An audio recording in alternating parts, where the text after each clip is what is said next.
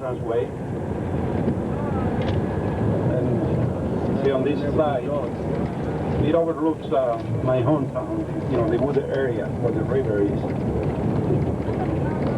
Yes, the owner of the castle during the summer. Also in my hometown, the Moors built the largest fortress in southern Spain. Unfortunately, it's mostly ruins, even though some towers are still standing up in part of the walls.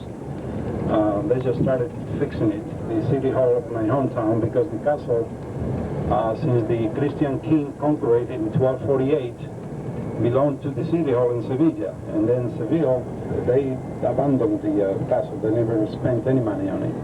And finally, they have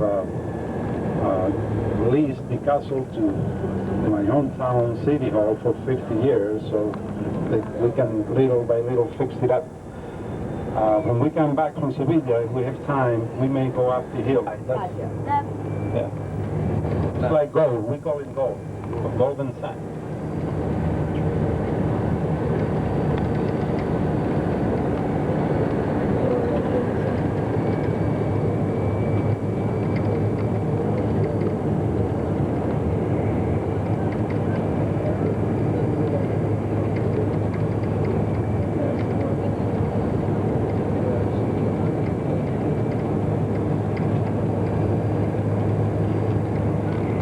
This whole area started being developed in the 1960s. Before we had lots of olive trees, but the government decided to industrialize this whole area. Excuse me. Back in the 60s, my hometown only had 30,000 people. All the houses were 1 or 2 story highs and no factories. Now there's about 70,000 people and factories all over. In fact, we have the largest industrial area in southern Spain, all the way from here to Seville, which is about...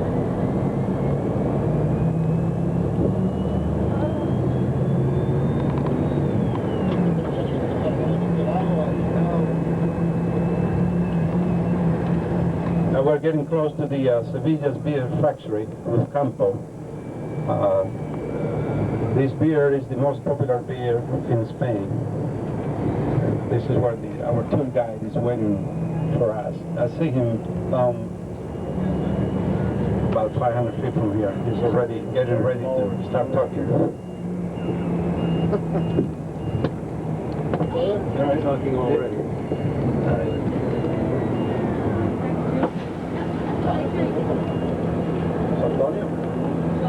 110, and also private companies from here and from other countries. Let's say, for example, Fujitsu or Philips, or a company from here where I just got on the bus, Cruz Campo, which is a beer factory, also participated with the pavilion there inside.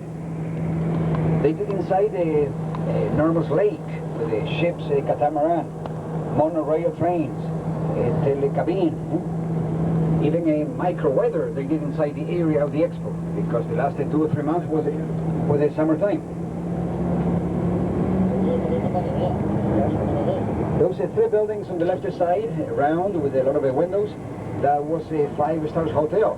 One of the many hotels they did because of the Expo 92. Now they changed the name, and no 5 stars anymore. So, how many stars are they? But it's a luxury, really. Really, it's you don't see hotels like those every day, no? 1992, it is called the bridge Alamillo or Calatrava Bridge. Calatrava is the name of the architect from Valencia. He also did the training station in Lisbon, in Portugal. Very famous around the world architect there now. That bridge has an elevator inside. Not for the public, but for the security guard. And the tower of the bridge symbolizing a flying horse, the Trojan horse, And that bridge, it is written in the Guinness Book of Records because it has 13 pair of cables. And I repeat, pair. And the longest pair, the longest in the world. You have to imagine that the river is there on the left side, and the 2 more kilometers in front has been cut to prevent overflow. Something like 50 years ago, they cut the river, okay, to prevent overflow. And also behind us, 10 kilometers, also the river has been cut. So this that always has been the real river is not anymore. Now the real river, they pass behind the expo, on the other side. So the area of the expo in 92, the idea, during those 6 months, you needed at least 3 months to see the whole thing there. Yes, that white tower there on the right side, that was the name of the tower, Schlinder, a company specialized in doing elevators, a German company. So we're doing the circle that I told you, the circle that the Romans they did. So the center goes to the left side.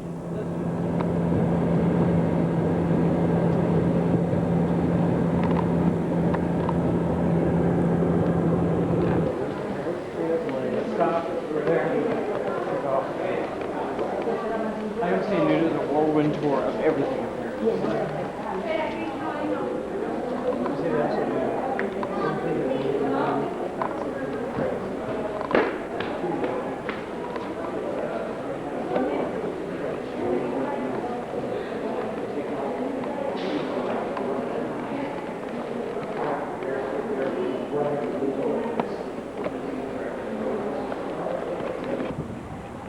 Quack.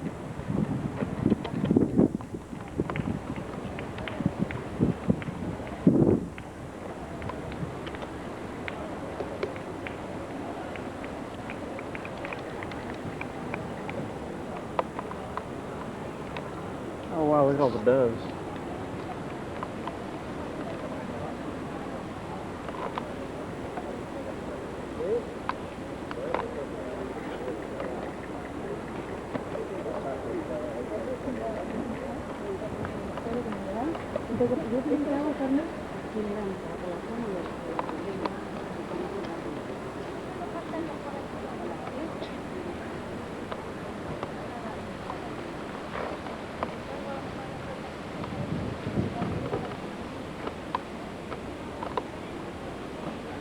We'll start walking back.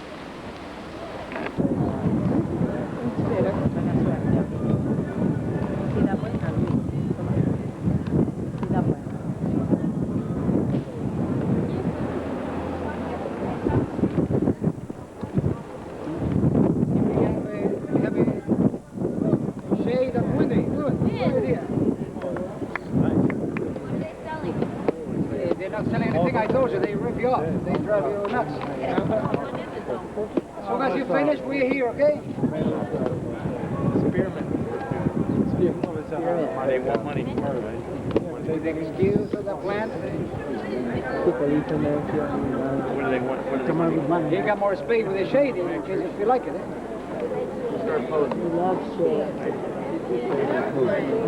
The shade is very good.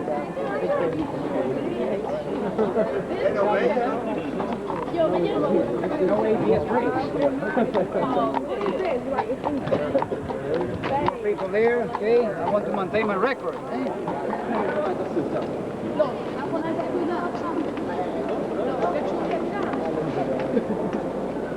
Vamos hacer there, get a jar.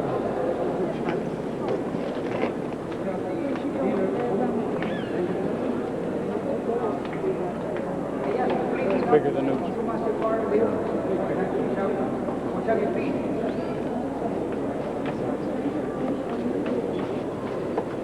Here you got more space, eh? Ready? Space, and always have to be shouting, eh? And more groups are coming, walking soon there. It'll be noisy. Here, more space for you.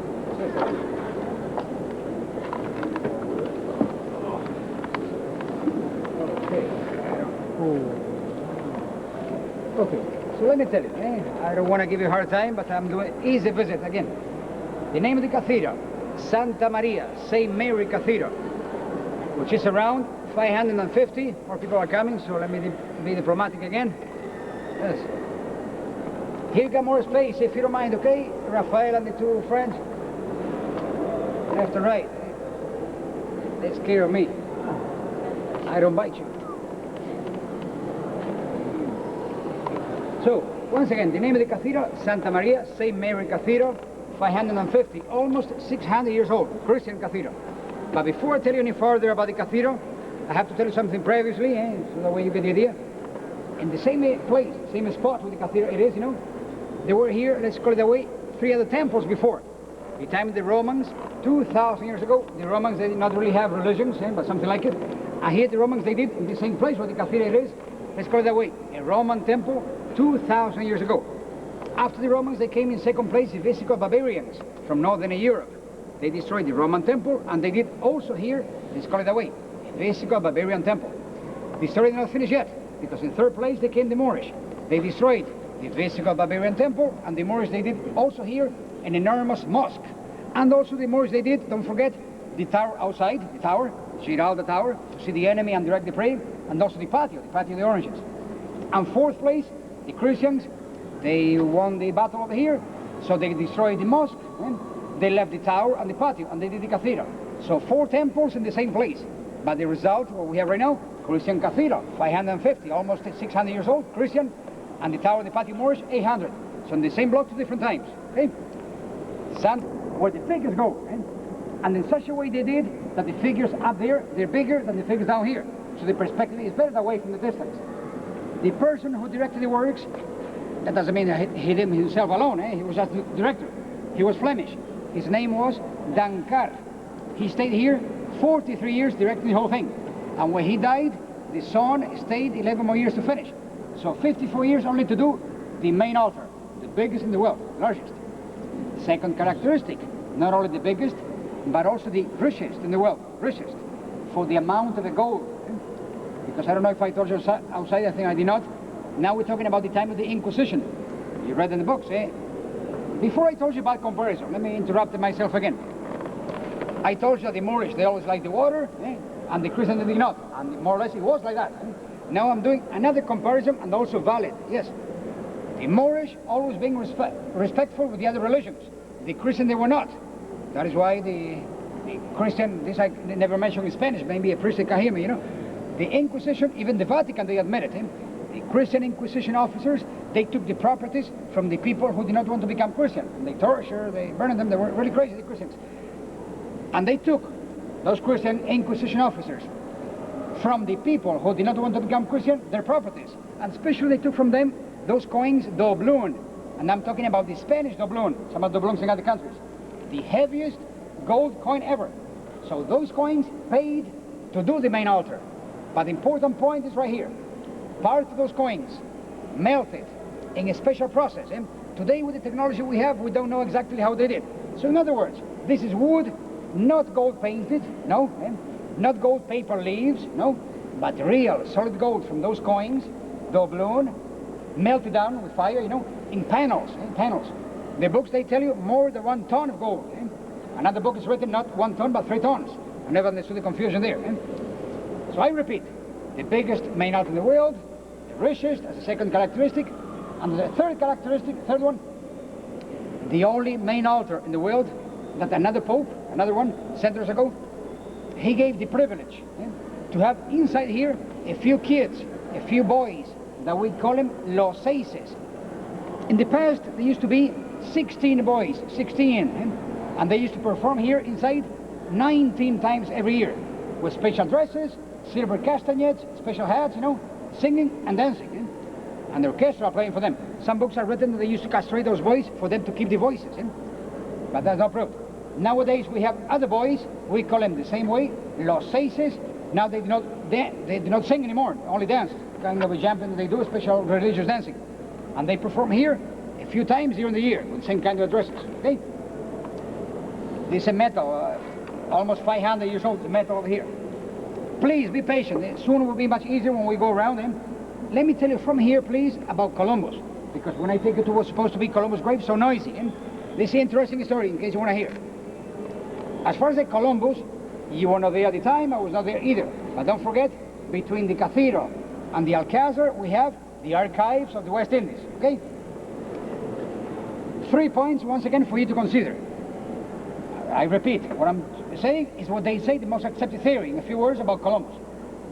In Spanish we say Cristobal Colón, Christopher Columbus. First point for you to think about. We don't know, if Columbus, if he was Italian from Genova, If he was Spanish, if he was Portuguese, that we don't know yet. In spite of what they keep on telling you that he was Italian from Genova. Even more I tell you about that first point. That theory that they tell you that he was Italian from Genova, little by little that theory is going down in popularity. Because they tell you that he was a son of a tailor, a poor family. And then he married a Portuguese wealthy lady. That was not the normal thing to do in the past. Poor and rich to get married. And more I tell you about that first point. 99% of the Columbus documents in Spanish. Because I admit it, he was working with the Spanish and Catholic kings. Second point for you to think about. We don't know, we don't. If the grave that later I'll show you, if it is him, Columbus' body, or maybe not. Maybe the first son, Diego. Now the Americans and the Germans, they're trying to investigate more than a system, a carbon 14th, DNA. If it is him, Columbus, or the first son of Columbus, Diego. Third point for you to think. And this point probably true, probably so. The city where he died, Columbus, Valladolid, the city in Spain, close to Madrid. Because we have a lot of documents, a lot of books that is written that he died in Valladolid. The rest of the story maybe you heard about. I'm interrupting myself again. That way you'll understand. The people in the past, they also traveled. And they did not have a fast trains like the AFB or planes. Sometimes Columbus was here, sometimes in Italy, France, in Portugal, in Barcelona. So, and another interruption over another interruption. The same thing like right now in New York, you have there the money, the influence, the culture. Those days, Seville, before Columbus, during and especially after, was quite important. People that came here from Italy, from France, from Portugal, he was the influence. Seville was, those days, the capital of the whole world, 500 years ago. I'm about to finish, really. Columbus, he normally came here to the Alcazar, the Moorish palace. I told you before, I repeat, to study the trips and to organize the trips, the navigation maps, also to get financial help. Then he came to this cathedral, some chapel I'll show you soon, to pray. And then the river he took. At the end of the river, the ships were waiting for him. Now Columbus, many others, the same thing they did. So he didn't know where he was going. He thought he was going to Zipango, which is more or less Japan. Instead of going to the east, to the west he went. Remember, he had 4 trips to America. 3 ships. You probably read about him. The name of the ships, Pinta, Niña, and Santa Maria. Not all the time there were 3 ships. On the second trip there were 4 ships. So once again, 4 trips, 3 ships most of the time, 2 sons. The first son, Diego.